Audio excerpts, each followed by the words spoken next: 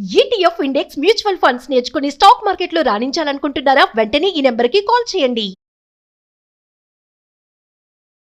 నమస్తే రమగారు. నమస్తే జయ. రమగారు, గురు పూర్ణిమ, ఆషాఢ పౌర్ణిమ. ఆషాఢ పౌర్ణిమ, గురు పూర్ణిమ, ఇంకోటి కూడా చెప్పాలి, వ్యాస పౌర్ణిమ కూడా. వ్యాస మహర్షి జన్మదినం. మామూలుగా మనకి సంవత్సరంలో 12 పౌర్ణములు ఉంటాయి. ఒక్కొక్క పౌర్ణమికి ఒక్కొక్క పేరు, ప్రత్యేకత ఉంది. శ్రావణ భావము, కార్తీకము వచ్చేది మనం పండగలాగా కూడా చేసుకుంటాం వాటిని కదా. ఈ ఆషాఢ పౌర్ణిమని ఒక పర్వదినం. మామూలుగా 7 పున్నాల వ్రతాలు, 33 పున్నాల వ్రతాలు అలాంటివి ఉన్నాయి. స్త్రీల వ్రత కథల్లో కనపడుతుంది 33 పౌర్ణములు. అయితే పౌర్ణమి, ఈ వ్యాస పౌర్ణమి నాడు ఏంటంటే ఈ రోజున గురు పూజ చేయటం. అధ్యాపకులే కాదంటే మనకి పాఠం చెప్పిన వాళ్ళే కాకుండా ఆధ్యాత్మిక గురువులు. మనం ఎవరినో ఒకరిని గురువుగా భావిస్తాం. గురువుని సత్కరించుకోవటం, గురువుకి పాదపూజ చేసుకోవటం, గురు వందనం చేయటం, వెళ్ళి మన మాస్టర్లు ఎవరికైనా సరే వీళ్ళ వల్ల మన జీవితం మారింది అనిపిస్తుంది ఒక్కొక్కసారి. వీళ్ళు చెప్పడం వల్లే. అందులో అప్పుడప్పుడు మన అమ్మ, నాన్న, మన వదిన వాళ్ళు కూడా ఉంటారు, మన బంధువులు కూడా ఉండొచ్చు, కుటుంబ సభ్యులు కూడా అయి ఉండొచ్చు. వాళ్ళు చెప్పిన ఒక థియరీ వల్ల, లేదా ఒక సలహా వల్ల, ఒక మంచి మాట వల్ల, వాళ్ళు ఇచ్చిన మోరల్ సపోర్ట్ వల్ల మనం జీవితంలో ముందుకెళ్తే వాళ్ళని మనం మా గురువుగా భావించవచ్చు. ఇది కాకుండా ఆధ్యాత్మిక గురువులు, ఆధ్యాత్మిక ప్రగతికి, ఉన్నతికి తోడ్పడిన వాళ్ళు ఎవరివైనా మనం ప్రవచనాలు వింటాం, వాళ్ళని గురువుగా భావిస్తాం. వాళ్ళు చెప్పినవి తూచా తప్పకుండా పాటిస్తాం సాధ్యమైనంత వరకు. ఏ ప్రవచనాలు లేకుండా కూడా ఒక్కొక్కసారి మనం కొంతమందిని, పెద్దవాళ్ళని గురువుగా భావిస్తాం. వారిని దర్శించుకోవటము, పూజించుకోవటము, అది ఈ రోజున చేసేది. అయితే వ్యాస భగవానుడు ఈ రోజున జన్మించాడు. కృష్ణద్వైపాయనుడని వ్యాసుడు, వ్యాస మహర్షి అని చెప్పుకుంటాం కదా. ఈయన ఏంటంటే ఇవాళ రోజున జన్మించడం వల్ల ఆయన జగద్గురువైన శ్రీకృష్ణుడిని మనకి పరిచయం చేశాడు.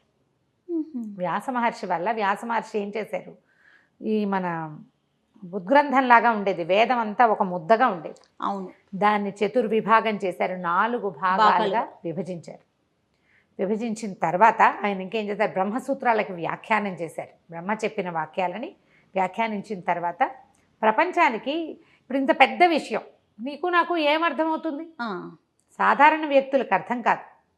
మానవులకి ధర్మబోధన ఎలా చేయాలి అని ఆలోచించి అప్పుడే మరి వేదాలు కూడా మనుషుల కోసం చేయబడినవే కదా. ఇంత విభాగం చేసినా ఇలా షోడశ కర్మలు ఉన్నవాడు, సంస్కారాలు ఉన్నవాడే దాన్ని తెలుసుకోగలుగుతాడు. వాడు కూడా తెలుసుకోలేడు, చాలా గురువు వాడి చేత్తో పుచ్చుకుని ఉండాలి. గురువుని పాదాలు పట్టుకుని వదిలిపెట్టకుండా ఉండేవాడు తప్పిస్తే సాధారణ మానవుడికి ఆ విషయం తెలీదు. సాధారణ మానవుడికి ఈ విషయం అర్థం కాదు. వాళ్ళకి అర్థమయ్యేలా చెప్పడం కోసం ఏం చేశారు, ఒక ఉద్గ్రంథాన్ని రాయాలనుకున్నారు. ఆయన రాయాలనుకున్నది ఎట్లా రాయాలి, ఏం చేయాలి అంత కథ సంకల్పించుకున్నారు. ఆ సంకల్పించుకున్న కథే భారతం. భారతంలో ఉన్నది అన్ని చోట్ల ఉంది, భారతంలో లేనిది ఎక్కడా లేదు. అంటే ఏంటి రమగారు, అంటే ప్రపంచంలో ఎక్కడా ఇదేంటి కొత్తగా ఉందంటే ఆ కొత్త కాదు, అది అవన్నీ భారతంలో ఉన్నవే. మనం ఇప్పుడు చూసే ప్రతిదీ భారతంలో నుంచే వచ్చింది, ప్రతిదీ. అలాంటి ఒక ఉద్గ్రంథాన్ని రచించాలని, దానివల్ల మానవులకి ధర్మం అంటే ఏంటో తెలుస్తుందని భావించాడు ఆయన. నువ్వు భావించినా భావించకపోయినా ప్రతి మనిషికి గురువు వ్యాస మహర్షి. ఉద్గ్రంథాన్ని రచించడానికి పూనుకొని తనకి తెలిసినటువంటి భరతవంశపు కథనే దానికి తీసుకున్నారు. కొన్ని వేల క్యారెక్టర్లు, వేల మనస్తత్వాలు,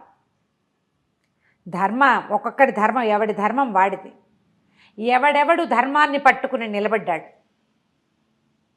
ధర్మం పక్కన నిలబడిన వాడు ఎలా ఉంటాడు, ధర్మం పక్కన నిలబడలేక తమ నుంచున్న చోటునే పట్టుకుని ఉన్నవాడు, అధర్మాన్ని పట్టుకుని నిలబడ్డవాడి పరిస్థితి ఏంటి, ఎట్లా ధర్మాన్ని పట్టుకున్నవాడు గొప్ప చరిత్ర గలవాడుగా ఉంటాడు, ధర్మాన్ని వదిలిపెట్టి అధర్మపు కొమ్ము కాసిన వాడు ఎంత అత్యద్భుతమైన వ్యక్తి అయినా కూడా చరిత్రహీనుడైపోతాడు.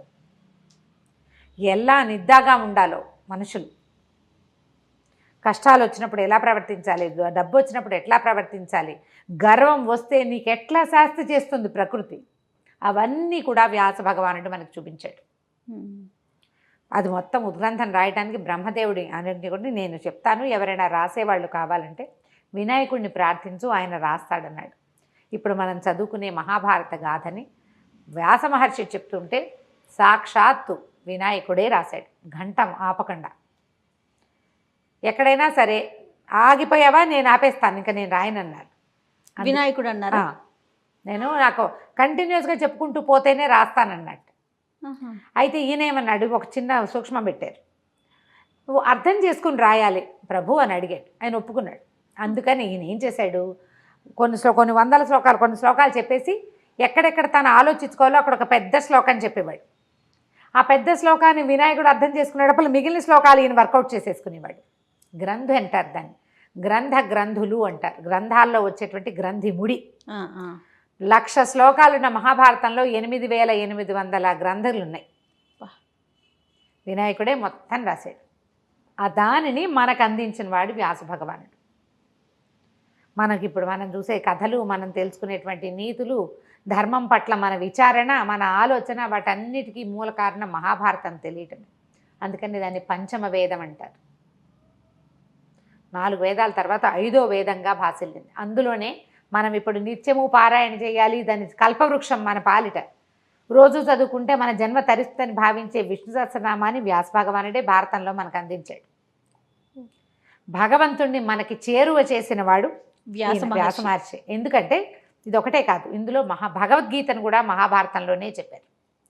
శ్రీకృష్ణ భగవానుడు అర్జునుడికి ఏం బోధించాడో మానవులకి సింపుల్గా చెప్పేశాడు. ఆయనే గురువు కదా మనకి. మరి వేరే ఆధ్యాత్మిక గురువు ఎందుకు? మనం మనుషుల్ని వెతుక్కోకర్లా, మనుషుల్ని వెతకవలసిన పనే లేదు. నా గురువు దొరకలేదు, నా గురువు దర్శనం ఎలా దొరుకుతుంది? కొంతమందికి ఆర్తిగా ఉంటుంది, ఫీల్ అయిపోతూ ఉంటారు, నాకు గురువు దొరకలేదు ఇంకా అని. వ్యాసుడే మన గురువు. భగవంతుడిని ఆయనే పరిచయం చేశాడు మనకి. 10 అవతారాలు ఎత్తాడు విష్ణుమూర్తి. ఏ ఒక అవతారంలోనూ ఇలా ఉండు అని మనకి చెప్పలే. కృష్ణ అవతారంలో చెప్పించాడు. భగవద్గీతలో ఆయన చెప్తాడు, నన్ను ఆశ్రయించు, నాతో ఉండు, నేను నీతో ఉంటా, నువ్వంటే నాకు చాలా ఇష్టం అని మనిషికి చెప్పాడు కృష్ణుడు. నువ్వు నాతో ఉండు, నన్నే గుర్తుంచుకో, నన్నే ఆశ్రయించు, నువ్వు చేసే పనులన్నీ నా మీదే పడే, నువ్వన్నీ నేను మోస్తా, ఎందుకంటే నువ్వంటే నాకు ఇష్టం. రామావతారంలో అలాంటి మాటలు ఏం వినలా మనం. నరసింహావతారం, వామనావతారంలో డైలాగులే లేవు, మనకు తెలీదు. ఆ కృష్ణుడు చెప్పిన వాక్యాలని మనకి చక్కగా బోధించేశాడు వ్యాస మహర్షి. నిజంగా మీరు అన్నట్లుగా గురువు గురించి తాపత్రయ పడక్కర్లేదు, పట్టుకో భగవద్గీత, ఆయన కదా మనకి గురువు. ఆ భగవద్గీతని మనకు అందించిన వ్యాస మహర్షిని ఈ గురు పౌర్ణమి రోజున నమస్కరించుకుని తలచుకొని, మన ఇంట్లో మహాభారతం ఉంటే ఆ ఉద్గ్రంథాన్ని పెట్టి కోసె పూజ అంటారు, 2 పువ్వులు పెట్టండి, దానికి కాస్త గంధం చల్లి నమస్కారం చేసుకుని ధూపము దీపము పెట్టుకోండి. మహాభారతం కానీ భగవద్గీత కానీ ఉంటే అవి మనం పూజనీయ గ్రంథాలలో ఒకటి. పూజ చేసి ఊరుకోవద్దు, పేజీ తిప్పి 4 ముక్కలైనా చదవండి. ఇప్పటిదాకా చదవని వాళ్ళు భారతాన్ని కానీ భాగవతాన్ని కానీ అష్టాదశ పురాణాల్లో ఏదైనా ఒక పురాణాన్ని కానీ తీసుకుని చదువుకుంటుంటే వ్యాస మహర్షి మనకి గురువుగా అయ్యి మార్గనిర్దేశనం చేస్తాడు. మార్గనిర్దేశం లేకే కదా మనం గురువు కోసం ఎందుకు చూస్తాము? గురువు ఏంటి? గురు చీకట్లో నుంచి వెలుగులోకి తీసుకెళ్ళేవాడు. అవునండి, రుజుమార్గాన్ని చూపిస్తాడు, మనకి ఏది సరైందో అది చూపిస్తాడు. అది ఈయన చూపిస్తాడు గురువుగా భావిస్తే. తప్పకుండా నా యొక్క ఆధ్యాత్మిక గురువు ఈయనే వ్యాస మహర్షి. అంతే, ఇంకా ఆయన్నే పట్టుకోవటం అంతే. ఆయన పట్టుకుని ఆయన చెప్పిన ప్రకారం వెళ్ళు, రోజు విష్ణు సహస్రనామం పారాయణ చేసుకో, ఆటోమేటిక్గా నీకు దారి దొరుకుతుంది. ఎవడో ఇంకొకటి వేల్పుచూ తీసుకెళ్తాడు. ఆ రోజుకి ఎవరో ఒకళ్ళు వస్తారు. అట్లా కనుక ప్రయత్నం చేసుకుని ఈ గురు పౌర్ణమి రోజు మామూలుగా పౌర్ణమి నియమాలు ఏంటంటే పగలు ఉపవాసం ఉండి రాత్రి చుక్కలు చూశాక భోజనం చేస్తారు. పొద్దున ఇలా గురు పూజ కానీ ఏదైనా చేసుకుని గురు సందర్శన. ఇదే కాకుండా మనం ఏం చేయొచ్చు, దక్షిణామూర్తి దేవాలయాల్లో శివాలయాల్లో దక్షిణామూర్తి దర్శనం లభిస్తుంది, దక్షిణామూర్తి దర్శనాన్ని చేయొచ్చు. మేధో దక్షిణామూర్తికి పూజించుకోవచ్చు, దక్షిణామూర్తి స్తోత్రం చదువుకోవచ్చు. గురుపాదుకా స్తోత్రం అని దొరుకుతుంది, ఆదిశంకరులు చెప్పింది.